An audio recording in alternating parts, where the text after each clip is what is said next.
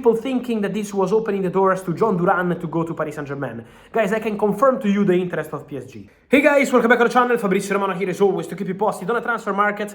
Many things to say, guys, from Chelsea, many movements to Manchester United, something to say also on PSG, Kvara, Jhon Duran, Kyle Walker, Carlo Ancelotti. Let's jump into it together.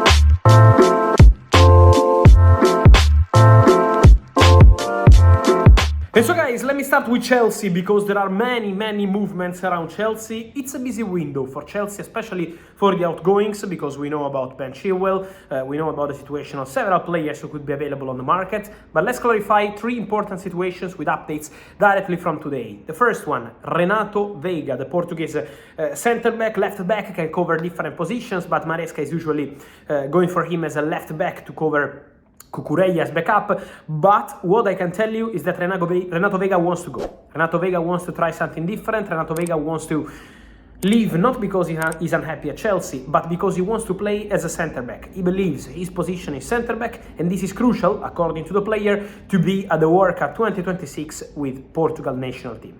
So this is the reason why Renato Veiga is asking to go. Then there is interest from Borussia Dortmund. There is interest also from two more clubs, but Borussia Dortmund are pushing.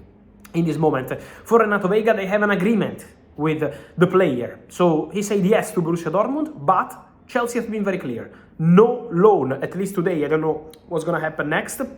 But for today, Chelsea say no to loan, only permanent transfer for Renato Veiga. So up to Borussia Dortmund. Now, they want around 30 million euros. Then there could be the chance to negotiate the price, of course. But they start from 30 million euros at Chelsea for Renato Veiga. Carney Chukwuemeka also expected to leave Chelsea in this window. My information today is that Chelsea are opening the doors, in this case, for a loan of Carney Chukwuemeka, who has the possibility to go to sister club Strasbourg, but also Borussia Dortmund. Also in this case, Borussia Dortmund are in contact with the agents of the player, in contact with Chelsea, and Borussia Dortmund believe that Carney could be an ideal candidate for their midfield. Chelsea are open to a loan, but no buy option. So, straight loan, 6 months, cover the salary, pay for the loan, and get the player back to London. That's the idea of Chelsea. Let's see what Borussia Dortmund or more clubs decide to do. And then Axel Disasi. Disasi today spoke to the manager, and my information is that Disasi tomorrow could be out of Chelsea squad, ready to leave the club in the January transfer window. So let's see what happens in terms of movements. There were links with Juventus, but I'm told that in this moment Chelsea have not received any approach from Juventus for Disasi, but in general there is a strong possibility for him to go because Maresca could leave him out of the squad tomorrow. That's the expectation, because he's also expected to leave the club in the January transfer window.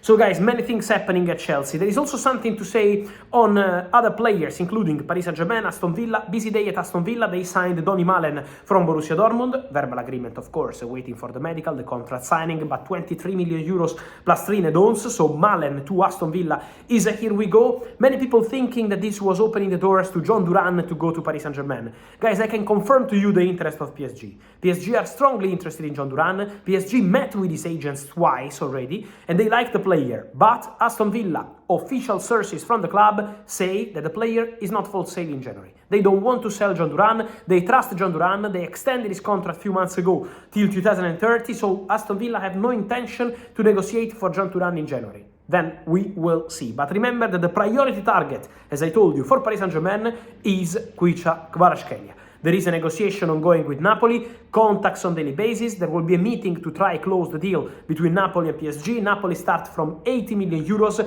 PSG want to spend less, around 60, 65. Let's see how they can structure the deal, also with some add-ons. PSG already have an agreement with Kvaratskhelia on the contract, on the salary. So everything is okay in terms of money. The salary is going to be 4 or 5 times more than what is earning now in Napoli. So they prepared everything with the player. Now they must close the deal with Napoli also to avoid any Premier League club to enter the race, because PSG are clear favourites. As of today, Monday, PSG are the only club still in contact with Napoli to close the deal, but you still have to close those deals in order to complete the negotiations.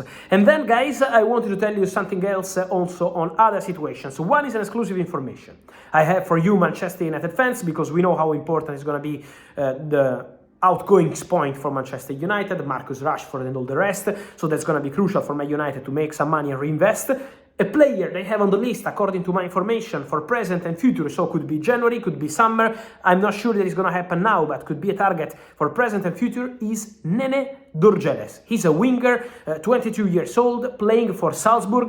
He's a player that Manchester United have been monitoring with their scouts in the last 4 or 5 months, sending their people several times to follow this boy.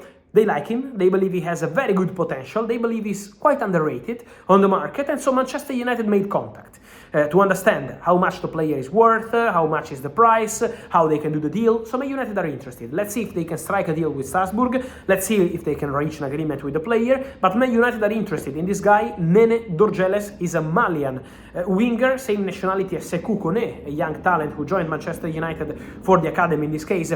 In the summer, this kid is 22 years old, so completely different situation. There is interest from Manchester United. And then 2 more situations, guys. Kyle Walker will not play for Manchester City against Brentford because he's gonna leave the club. Pep Guardiola has been very clear, very honest on that, we have to say. So Kyle Walker is gonna leave Manchester City now. That's the plan, looking for options. There is interest from Saudi already from last summer.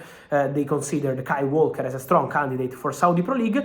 But Milan are on it. AC Milan had contacts with the agents of the player, with the player himself, in terms of contract, in terms of project. So discussions ongoing between Milan and Kyle Walker. Let's see what the player is going to decide, and also if they can reach an agreement with Milan. That's going to be an interesting situation because Walker wants to leave now and to play abroad. This is what Pep Guardiola said, so not expected any move in the Premier League, but the idea, also as Manchester City captain, is to go abroad and try a different experience. We will see between Saudi Pro League, Milan in Serie A.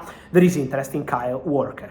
And then, guys, many questions on Carlo Ancelotti, but I can confirm what several Spanish sources reported today on Ancelotti. It was a bad game with Barcelona, a bad loss for Real Madrid, a fantastic night for Barcelona, but it's important to say that Real Madrid sources confirmed that they continue, at least today. I don't know what's going to happen in the next weeks, but as of today, the indication of Real Madrid is that they continue with Carlo Ancelotti. Of course, they are all disappointed at Real Madrid.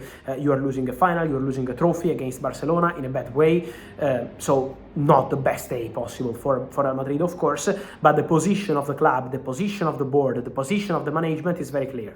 They want to continue with Carlo Ancelotti, they are backing and supporting Carlo Ancelotti, and so that's the point at the moment. There are no negotiations with other coaches. I told you several times, and I keep telling you, their appreciation, especially from Florentino Perez, for Xabi Alonso, but this is a topic we'll discuss in the next months, in the summer. I always told you about the appreciation, the strong appreciation of Florentino Perez for Xabi Alonso, but that's not a topic for now, for January or February. Full focus on this season, full focus on Carlo Ancelotti being backed and supported by Real Madrid, even after a poor night against Barcelona, the second Clásico loss in a row. And so, Real Madrid decided to continue with Ancelotti. And so, guys, let me know your thoughts on all these stories, from Chelsea outgoings to Nene Dorgeles and Manchester United, then Jhon Duran, Kvara, and all the rest, including Kyle Walker, Carlo Ancelotti. I wait, guys, for your opinion. Hit in comments, like this video, turn on the notification bell, subscribe to the channel. See you soon. Ciao.